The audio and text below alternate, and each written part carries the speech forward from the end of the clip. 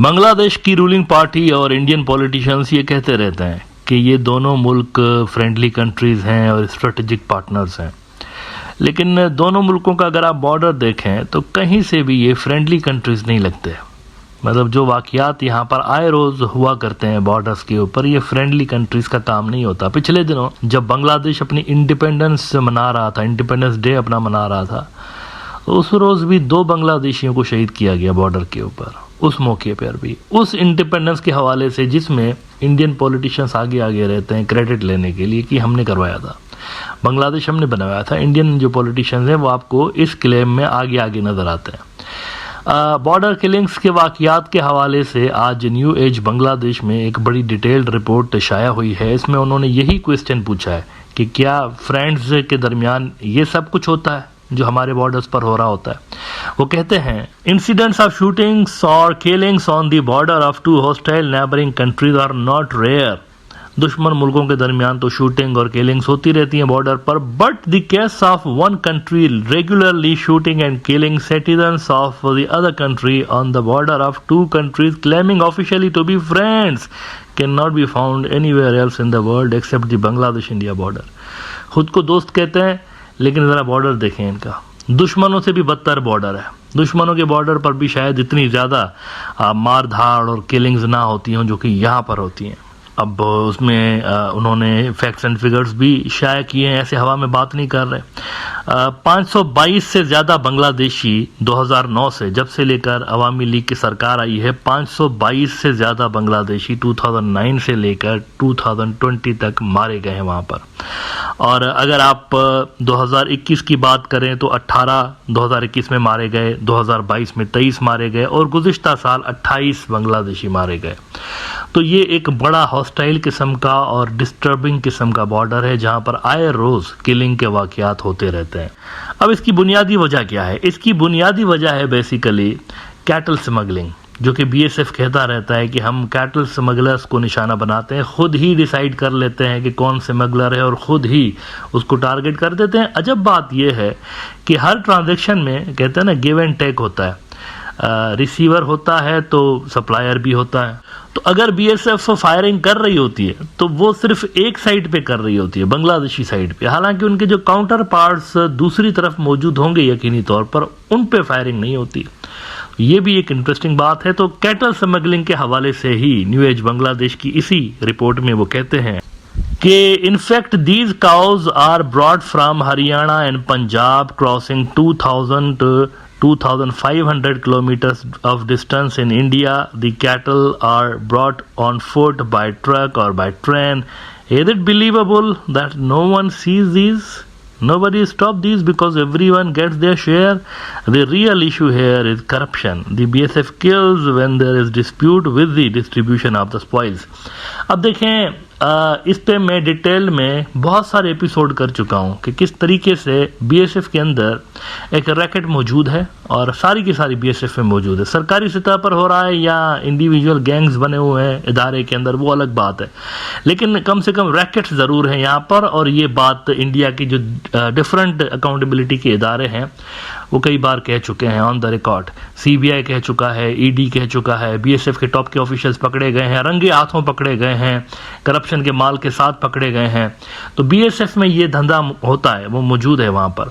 और बांग्लादेश के अंदर तो ख़ास तौर पर वो एक मार्केट बनाने की कोशिश करते हैं कैटल की। इस पर मैं बात करता हूँ। आज ज़रा इस पर बात करते हैं कि ये जो बीजेपी की या बांग्लादेशी सरकार की मौजूदा जो पॉलिसी है कि कुछ भी नहीं करना, वहाँ से किलिंग्स होती रहें, वहाँ से फायरिंग्स होती रहें, आपने रिटालिएट नहीं करना, क्या ये पॉलिसी काम कर रही है या इसको चेंज करने की ज़रूरत है? ये बुनियादी सवाल है आज का। देखें, 2009 से लेकर आज तक 590 से ज़्यादा बांग्लादेशी शहीद कराने के बावजूद भी क्या वजह है कि पॉलिसी चेंज नहीं की जा रही बॉर्डर्स के हवाले से? क्या वजह है कि यहाँ पे खुला खाता दिया हुआ है बीएसएफ को कि वो फायर मारते हैं और यहाँ से रिटालिएशन नहीं होती?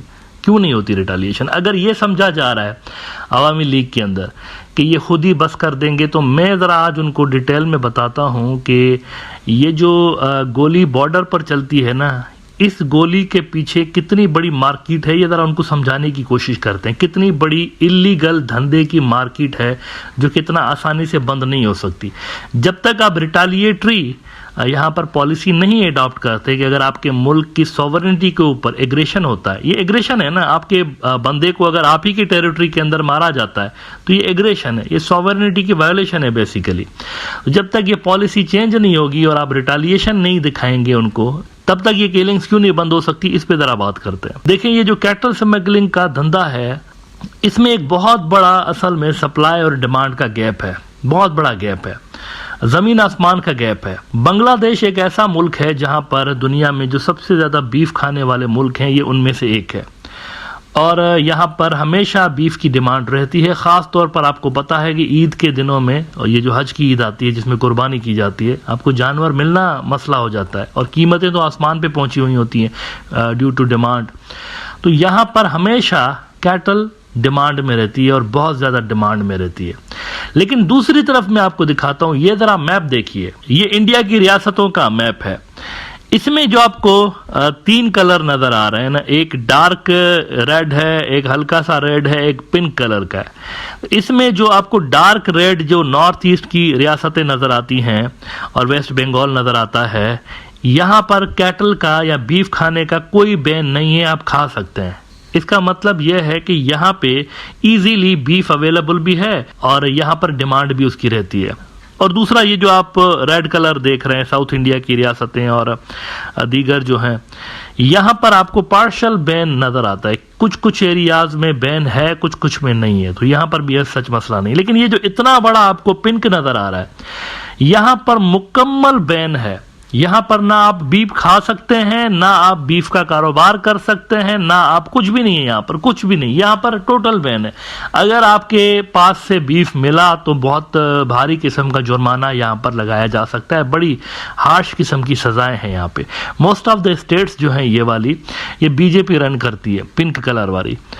अब यहाँ पे होता यह है कि बांग्लादेश में आपने देख लिया कि वहाँ पर हमेशा डिमांड में है कैटल, लेकिन यहाँ पर सड़कों पे आवारा गाय फिरती रहती हैं।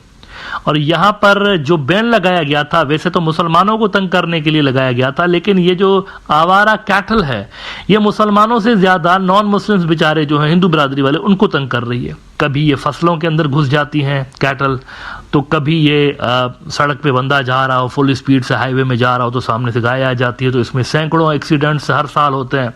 तो कभी कोई एम्बुलेंस जा रही है तो सामने से भैंसों का और गाय का रेवड़ बैठ जाता है वहाँ पे, तो रोड ब्लॉक हो जाता है और सारे बैठे हुए होते हैं कि जब तक गाय उठ के जाए तो तब हम क्रॉस करें रोड। ये वाली सूरत हाल इंडिया भर में इन सारी स्टेट्स में आपको नजर आती है जहाँ जहाँ पे बीजेपी हुकूमत करती है। अब ये जो ज्यादातर कैटल्स बांग्लादेश के अंदर स्मगल करने की कोशिश की जाती है, ये इन स्टेट से नहीं की जाती जो कि बांग्लादेश के इर्द गिर्द हैं, क्योंकि वहां पर कैटल की डिमांड है वैसे ही, because there is no beef ban, और यहाँ की आबादियां बीफ खाती हैं, नॉर्थ ईस्ट वाली और वेस्ट बंगाल वाली। लेकिन जो असल में कैटल आती है वो नॉर्थ इंडिया से और सेंट्रल इंडिया से आती है। यहाँ पे जो असल स्मगलिंग हो रही होती है यहाँ से आ रही होती है, और यहाँ पे हजारों किलोमीटर का डिस्टेंस है बांग्लादेश तक पहुंचने के लिए, और उसमें दर्जनों चेक पॉइंट्स आती हैं। अब यहाँ पर लॉजिस्टिक्स के इश्यूज हैं, और यहाँ पर एज आई सेड सैकड़ों की तादाद में यहाँ पे आपको चेक पोस्टों से क्रॉस करके आना पड़ता है, पुलिस वालों से मिलना पड़ता है, तो वो चेक भी कर रहे होते हैं। तो सवाल ये पैदा होता है कि ये जो सरकारी सरपरस्ती अगर ना हो इसके ऊपर, तो किस तरह मुमकिन है कि हरियाणा या गुजरात या राजस्थान या उत्तराखंड, यहाँ से जो गाय है वो क्रॉस करके पूरा इंडिया और बांग्लादेश में पहुंचे। इसका मतलब है कि सरकारी सतह पर लूप होल्स मौजूद हैं, और यहाँ पर सिस्टम में ऐसे लोग मौजूद हैं इंडिया भर में जो कि फैसिलिटेट कर रहे होते हैं इस कारोबार को। बीएसएफ वालों के साथ ही ऑब्वियसली जुड़े हुए होंगे, क्योंकि अल्टीमेटली उन्हीं के थ्रू होके तो ये चीज़ जो है बांग्लादेश के अंदर पहुंच रही होगी ना। मैं इधर आपको कुछ इंडिया की स्टेट्स के अंदर आवारा कैटल्स की सिचुएशन दिखाता हूं ताकि आपको पता चले कि एक जगह बांग्लादेश में डिमांड आसमान पे पहुंची हुई है कैटल की, तो दूसरी जगह पे इतनी ज्यादा सप्लाई है कि सड़कों पे आवारा फिर रही होती हैं। द प्रिंट की स्टोरी देखिए, stray cattle have driven Haryana farmers to despair, sleeping in fields to Valentine's Day dharna. Haryana के अंदर ये सूरत हाल है कि फार्मर्स अपने खेतों में वहां पर सो रहे होते हैं क्योंकि आवारा गाय वहां पर बड़ी तादाद में आके तो उनके फसल तबाह करके जाती हैं। ये देखिए आप हरियाणा की एक गली का मंजर, आप देख सकते हैं कि कितनी बड़ी तादाद में यहाँ पर सड़क पे गाय पड़ी हुई है। तो यहाँ पर क्रॉस करने वाली गाड़ियां जो है उनके लिए अलग से प्रॉब्लम, और उनको कुछ कर भी नहीं सकते, हाथ भी नहीं उठा सकते, कुछ भी नहीं कर सकते, धार्मिक मसला हो जाता है। तकरीबन कहा जाता है कि 5 लाख से ज्यादा जो गाय है, अभी रिसेंट जो फिगर्स हैं वो आवारा गाय हरियाणा में सिर्फ मौजूद हैं, 5 लाख के करीब। और ये पाकिस्तान के बॉर्डर के पास वाली स्टेट्स हैं। यहाँ से जो कैटल है ये बांग्लादेश आती हैं। फिर आप देखें कि मोदी साहब का जो अपना गांव है गुजरात की मैं आपको सिचुएशन दिखाता हूं। द इंडियन एक्सप्रेस में खबर लगी कि स्टेट से stray cattle issue remains a danger to humans, says legal services authority. Danger to human according to source the report by the GSLSA, an arm of the Gujarat High Court, said that while 2 zones of Ahmedabad city बहुत बड़ा शहर है गुजरात का, saw a decline in stray cattle, the issue persists in 3 other zones where stray cattle can be found meandering in the middle of roads and even on BRTS lanes। फिर आप देखिए मजहबी एतबार से जिस इलाके को बहुत ज़्यादा अहमियत भी दी जाती है इंडिया के अंदर, उत्तराखंड, वहाँ पर देखिए when will the menace of stray animals and, वो पूछ रहे हैं उत्तराखंड के हवाले से, टाइम्स ऑफ इंडिया वाले कहते हैं it's a common sight to see cattle casually sitting on the road, sometimes the cows or cattle come to the middle of the road. और ये तस्वीर देखें, रोड पे कैटल्स जो है वो फिर रही हैं, कोई परवाह नहीं है यहाँ पर। उधर भी ये सूरत हाल है। मध्य प्रदेश देखिए, एक और इंडिया की बड़ी स्टेट है, टाइम्स ऑफ इंडिया ही कह रहा है कि stray cattle major problem on Madhya Pradesh roads. और ये जो पिक्चर है मध्य प्रदेश की, आप देख सकते हैं गाड़ियों को और बाइक को वाले को चलने में प्रॉब्लम हो रही है क्योंकि यहाँ पर गाय जो है वो बड़ी तादाद में फिर रही होती हैं रोड के ऊपर। फिर आप देखिए हिंदुस्तान टाइम्स का हिमाचल प्रदेश के हवाले से, stray cattle posing risk to commuter across Himachal over the past 6 years a total of 74 accidents involving stray cattle have been reported involving animal hits resulting in 25 fatalities and 35 injuries। तो जरा आप देखिए कि कोई डिमांड नहीं है, यहाँ पर कोई डिमांड ही नहीं है इस चीज की।